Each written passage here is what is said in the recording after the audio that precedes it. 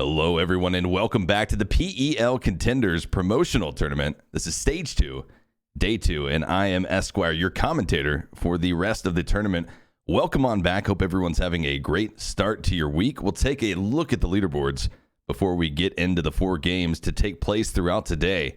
A bit of a change in the map lineup. I believe it's going to be Sanhok, Miramar, and then back to Erangel to close out day number 2. But Brute Force sit atop the leaderboards with 42 points, having a pretty incredible day yesterday. Their standout player, AmerouuS, is also the kill leader so far of the lobby. Stellar having a pretty epic day as well. Some pretty incredible performances given what that team was working with. 40 points accumulated by them, closely trailed by the members of the Tony team. But as you can see, it's all fairly close as we continue to trickle down. Only a few teams really need to pick it up here to maintain their position to be in striking distance of those top 9 spots. Top 9 at the end of this 4-day tournament are going to be proceeding on to the PEL Contenders in 2020, the first phase to kick off the year. So a lot is on the line here. And in Stage 2, it's 8 teams coming out of the Stage 1 tournament. Those top 8 teams have moved on here into stage number 2. 2 teams coming out of the PELC of Phase 3 2019, and then 6 teams from Open. That is where you get your 16-team makeup here for these matches today that are going to be kicking off very shortly. We'll take a quick look at how things are going to be breaking down your point totals. If you haven't been watching throughout the year, it's going to be fairly standard. A lot of points going to be given away for that chicken dinner. Kill points also heavily weighted, so it does incentivize teams to at least take somewhat riskier engagements to possibly chase down those kills. Match schedule coming out throughout the day. It's not going to be anything different than what you've been watching for at least the last week or so. Matches 5 through 8 going to be played out here. Talked about the map lineup, and into the game we go. The first match going to be here on Sanhok. The jungles are going to be fully at play here, and a plane path very favorable for all teams involved to be able to find those primary loot locations and get the boots on the ground immediately to begin the chaos that is Sanhok, the newest addition to the PEL competitive map lineup.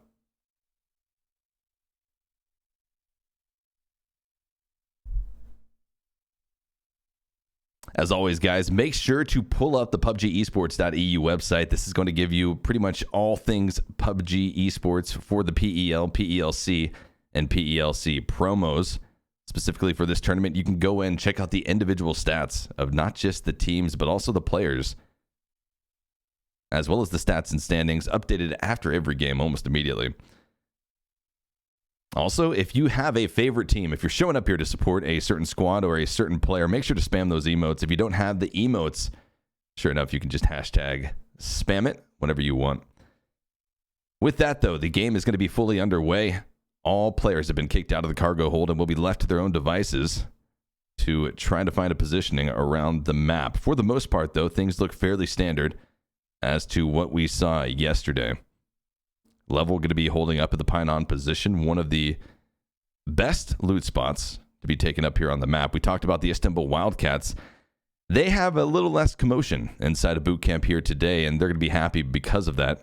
A massive defense was put up in the first match of Stage 2 yesterday that all but pretty much secured them that position moving forward. First phase is going to pop, and down to the southwest we end up going.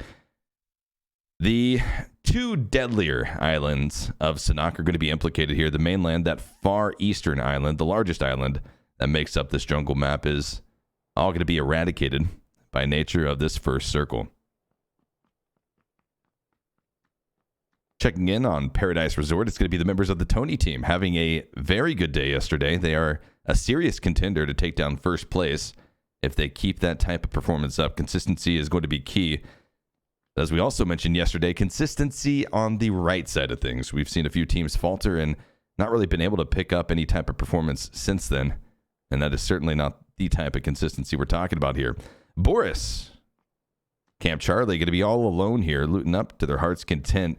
About 50 seconds on the board, so this squad will have to at least start to think about what's going to be happening inside of phase number 1, where they currently sit. A lot more teams are going to be funneling into this area of the map, trying to secure at least some play area just to hold down. That's really the gameplay for these teams here in the early stages of Sanhok. Find a position to hold down, defend it, and try not to get engaged on by too many teams. You've only got about a few seconds to disengage or fully commit to a fight here on Sanhok before you risk getting third or fourth partied. And so it puts importance on having a good IGL, having a team that follows that IGL. Without question, split-second decisions are incredibly impactful here.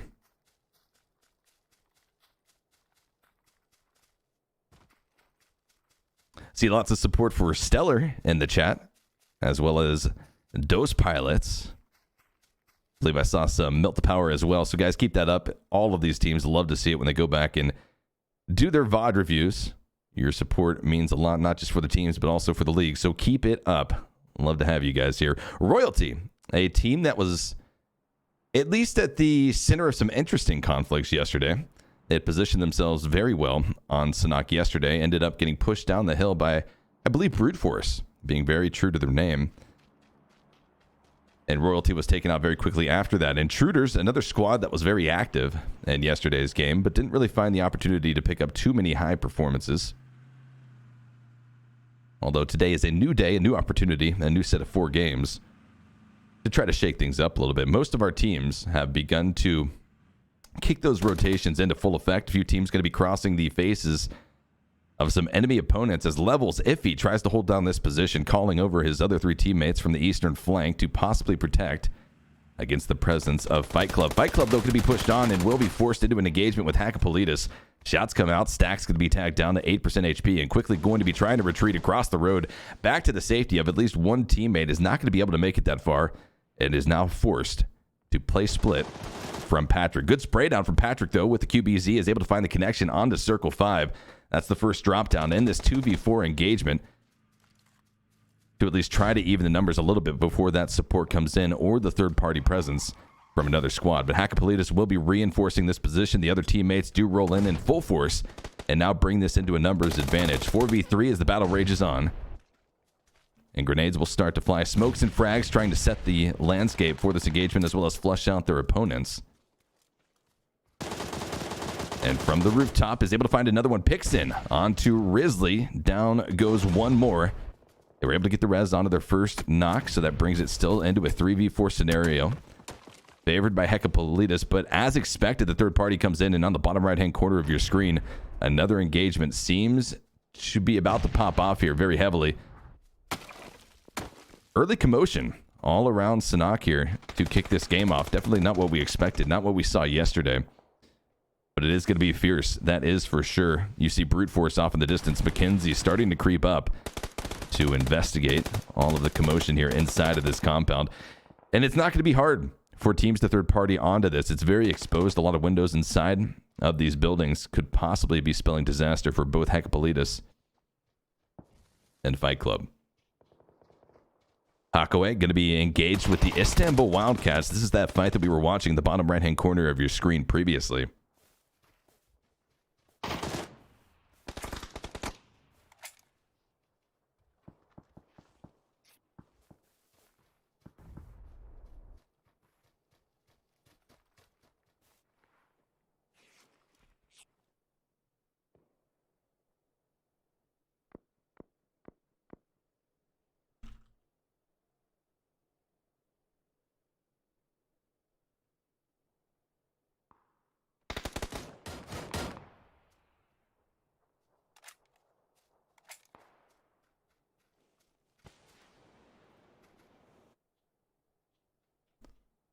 Istanbul Wildcats are trying to find just some bit of room to work off of. Genzo knocked down. Will be trying to pick up the res. BSD, a very impactful player for this Istanbul Wildcat squad yesterday, was able to play both ENT as well as Fragger for this squad, which led into the Istanbul Wildcats being able to at least extend their push further in games than we thought at some points.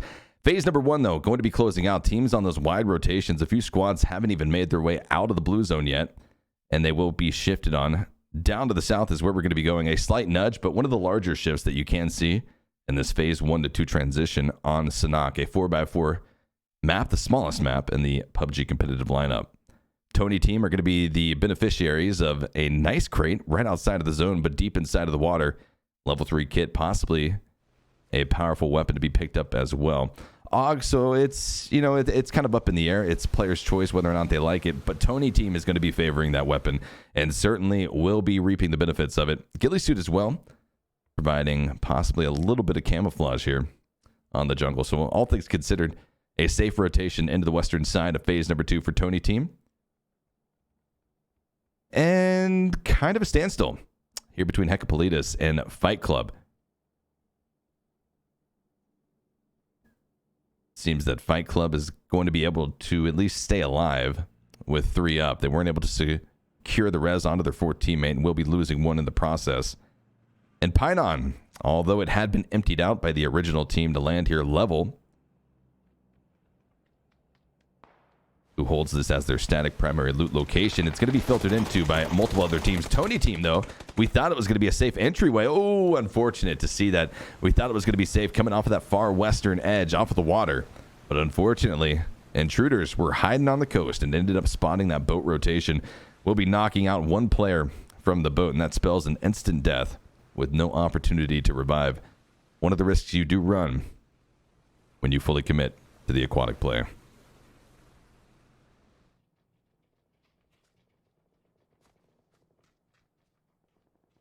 Over here with Boris, our team that landed in Boot Camp Charlie will be moving out of that location, pushing up a little bit to the north to investigate the surroundings. They're close enough to at least some of the other teams that have been engaged in somewhat of a battle to give them the indication that they need to at least be on alert, more so than they previously were. Mylta going to be pushing down from the south as well, rather from the north to the south, entering in off of the northern side of phase number 2. About a minute or so until the phase will be closing out. And Mylta will be positioning off to the northwest of ruins. This is a good spot. It allows you a good opportunity to scout out the ruins, make sure it's going to be completely safe and okay, because all things considered, ruins, yes, you might be saying it's a lot of cover, but it also is very isolated if you have to shift out. A lot of teams can hold counter positions that pretty much lock you down and don't allow any type of rotation out of ruins should you get shifted on.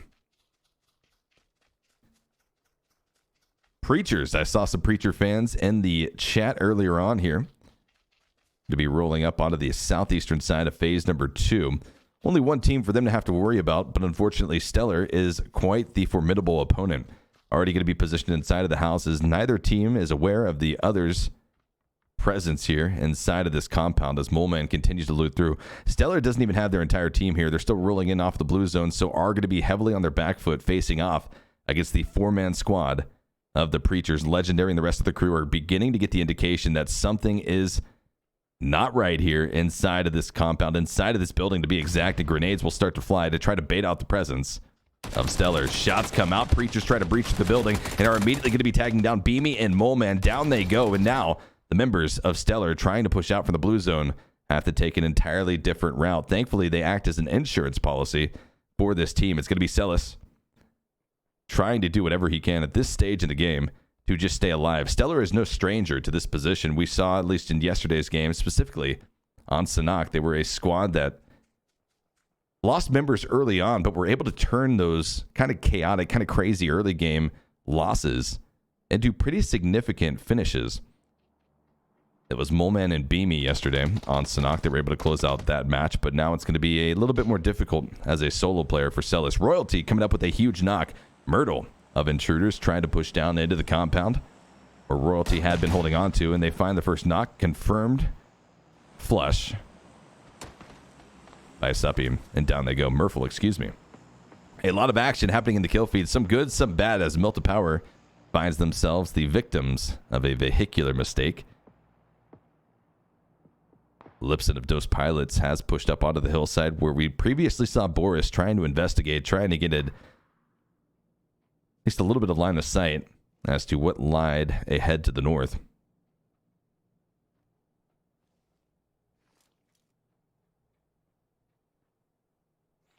Seems like both teams are aware of each other's presence here, and Lipsin could come up huge with a grenade if it's cooked properly and thrown in the right direction.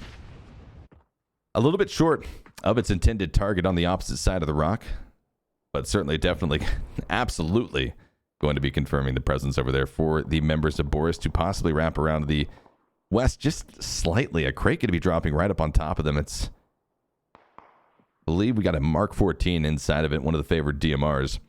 DMRs are questionable here on this map. It's kind of hard to find those long-range engagements. However, I think given the fact that the Mark 14 is one of the most powerful, one of the most dangerous weapons in the PUBG arsenal, it is worthy of the pickup. Preachers continue to creep up the hillside, trying to remain undetected. You can see all four going to be crouched out, and Major kicks off the engagement, spots out the solo player Lipsin of Dose Pilots, and is able to spray him down with the AK. Flush going to be confirmed here. The fourth kill coming in for the Preachers as they begin to take casualties. Dose looks up and are able to find one. Selfish goes down. Smoke grenades are going to begin to be deployed here to try to give them a little bit of concealment to get the res onto their teammate, but unfortunately this pressure, the kill feed as well, drew the members of Boris back up here to try to third party, and this is going to be one of the first deadliest engagements here in this match of Sanhok that we're going to see around the 14-minute mark of the game.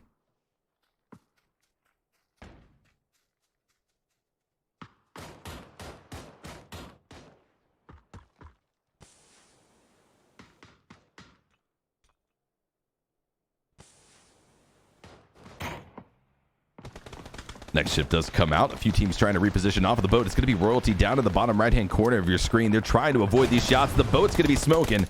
And although it was a small picture, it was a massive explosion with massive implications for Infection and the rest of Royalty. Continuing on here, Preacher's going to be eliminated as well. The third-party pressure was a little bit too much. They were in a solid position. They had the drop onto Dose Pilots. But in the chaos, Boris was drawn back up, and Mkaelovich is able to find another drop down. They're engaged onto the members of Dose Pilots now. Boris, don't stop. Whatever just happened right now, they got kickstarted and will likely begin to snowball this if possible. 15 minutes or so into this game now, and only one team has been eliminated. That's going to quickly change here as kill confirms come out onto Dose Pilots. A little bit of a sprayback. We'll be having severe connections onto Mkaelovich, dropping him down to about 15 or so % HP as we continue to look around the map up here towards the northeast. As the blue zone continues to shift in, CrazyCrew will be having a tough time making their way in. STaravillo going to be dropped down to the blue zone. Possibly a miscalculation. It's unfortunate to see, but they have to face off against what lies ahead, and that's HaKoHe. A bit pinned down, not really able to engage onto anything right now as Lazy's trying to find the res onto two of his teammates off to the southeast of where the ruins lie. One res does come out. They're trying to get Fiend. Oh, I think they might have been able to have gotten that res. That's unfortunate right there to see, especially after the performance we saw coming out of Fiend yesterday. In the kill feed, Celis is not able to continue on here as the solo player for Stellar will be knocked out by the ADR farmers, who now find themselves engaged with Boris over here to the southwest. The southeast of phase number 4 has been absolutely deadly. I think we've seen about a third of our lobby almost go out in this area of the map alone.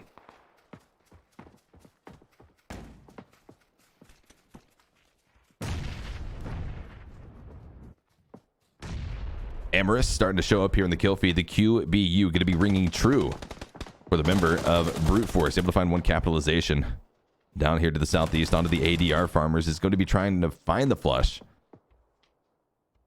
And yes, sure enough, it's going to be able to do so. Down goes Myca. 13 teams going to be remaining here. Mark that now 12 as Level is eliminated in 13th place position. Boris continues to stand still here on the side of the hill, trying to get the res onto perfectgod. Sando's got the ghillie suit. They were able to pick up that level 3 kit from the crate just down the hillside, but will have to work up towards the north through many obstacles to get back into the safe zone. A team that's already lost a lot in terms of attrition will not find themselves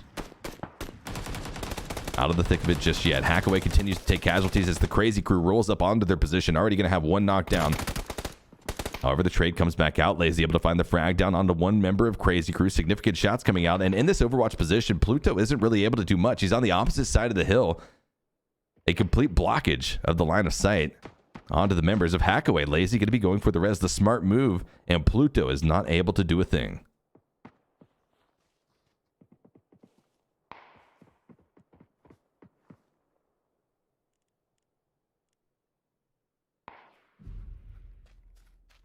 As we say, Pluto's not able to do a thing. Well, disengage is what he's going to be able to do here. But as he tries to do that, spots out a few of the members of the Istanbul Wildcats, now has to take this approach a little bit slower, a little bit more careful. in order to avoid detection. Spotting out those members, opting not to take the shots. The smart move, the disciplined move to make here is Royalty going to be our next team to go out in 11th place position. Top 10 going to be confirmed here just shy of the 20-minute mark of game number 1. Tony team, having lost one member, Saban in the boat earlier, knocked from the Intruders in the water, will be still fighting with the Intruders to be exact. Headshot comes out. Mkaelovich is able to find the M416 spray down onto another member of this Tony team squad. Mkaelovich going to be pushing up. Molotov coming out, trying to find the burn damage and secure the flush. Is possibly in a good position. Didn't see where that landed. CrazyCrew going to be eliminated out of the game as well. Pluto, that solo player, was spotted by the Istanbul Wildcats. As the rumble in the jungle begins to explode here, the full chaotic action of this game, where the map can no longer support this many teams without forcing these engagements, has begun. No cop going to be that insurance policy coming in for Intruders. Was playing the Overwatch as his other teammates pushed up and tried to aggressively take down Tony team.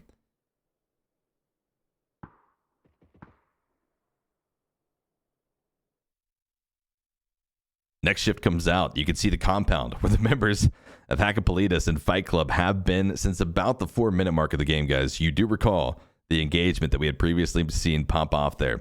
They haven't had to move, and this is essentially the best dream that you could hope for on Sanhok. Sure, you don't want to be positioned across the road from an opponent. Such an immediate danger is never a best-case scenario. But in terms of positioning, these squads haven't had to move whatsoever. The biggest goal of any team here on Sanhok is to cut down transition time whatever way possible, and usually it just comes down to calculated luck. I'm going to call it that. We'll coin that term right now. Trademarked.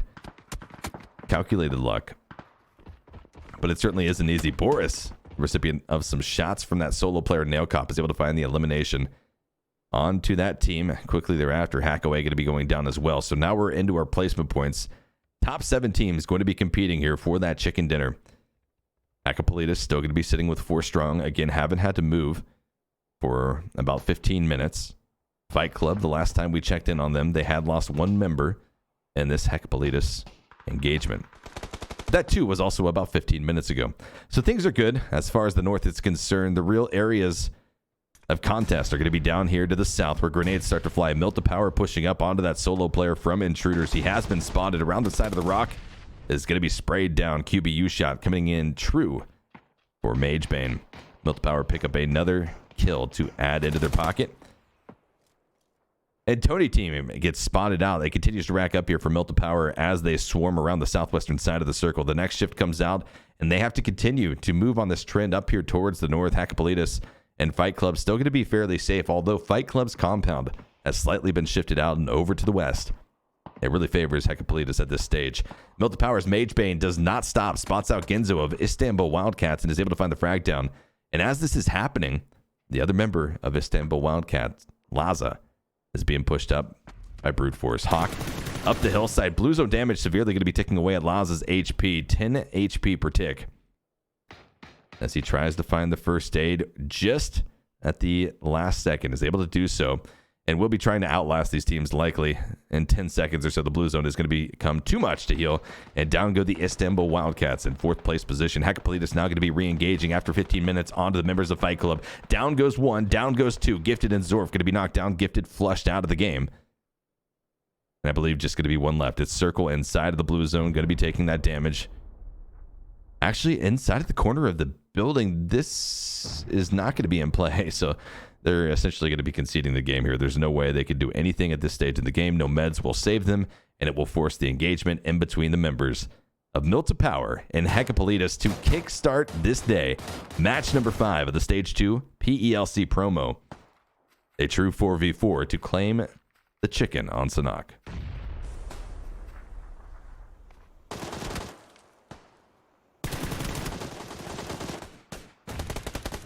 Spraydown comes in. Mkaelovich able to find a trade back onto Hakkapeliittas, but both squads are losing members. Mkaelovich, currently with 4 kills to their name, are able to find another spraydown. Down goes staXx, and this quickly, heavily shifts into the favor of Mkaelovich. 1 more kill to take down. I believe it's Martin, and with a big nade from downtown, Mkaelovich secures their 14th kill and a chicken dinner here to kickstart the day. What a round coming in from Mkaelovich. 24-point game is going to be incredibly significant for this squad. I believe coming into today, they were around middle of the pack, I think. I think maybe middle of the pack. So definitely a very significant game for them. We'll take a look at some of the replays coming out of game number 1 to get a quick recap of how that game played out. It was a pretty chaotic game. I think at least the first 15 minutes were filled with a lot more action than we had expected, than we had kind of seen, at least in yesterday's match as well.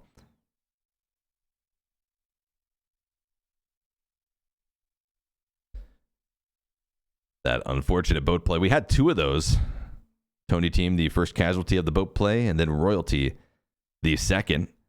Guys, we've got 3 more games here on the day. And after today, it's going to be halfway for stage number 2. We'll have a very good idea, at least coming out of today, what teams are going to have to do in the final 2 days of the tournament to try to pick up their points or try to secure their position, maintain their position in those top 9. Again, moving into the PELC will be those top 9 in the first phase of 2020. So major stakes for these squads. After you get into the PELC, it doesn't stop there. No, you have just stamped your ticket halfway. The main goal is going to be for these teams to try to work their way into the actual PEL, to play in the studio, in the arena in Berlin, Germany. But it is a path to pro, and one that is certainly a marathon and not a sprint. These teams have to keep their mental fortitude very strong as we continue to progress through the days. Some of these teams have been playing. I guess this is, the 6th day in the last week or so for some of these teams, at least our top 8 coming out of stage number 1. And then here in the final moments of the game, the engagement between Mkaelovich and Hakkapeliittas.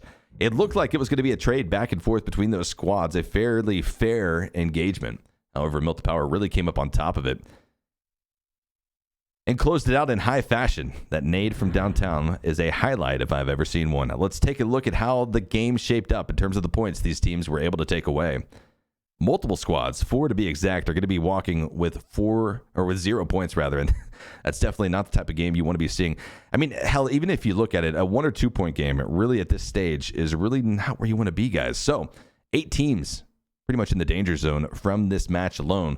We'll transition very shortly into the top 8 of the game and get a look at how many points Mkaelovich, how many points Hakkapeliittas, and a few other squads were able to walk away with from this match.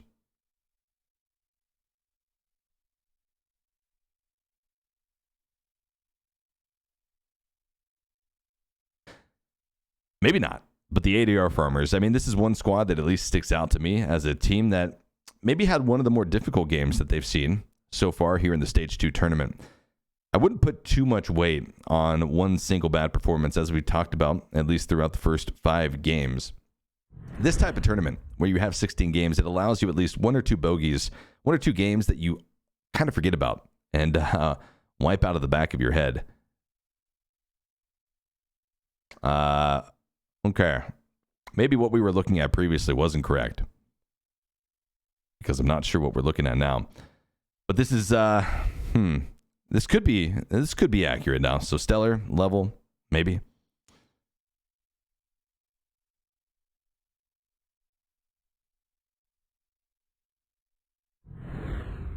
Okay, yeah, this seems to be accurate now. Mkaelovich, there you are in first place coming out of that match. 24 points having been accumulated.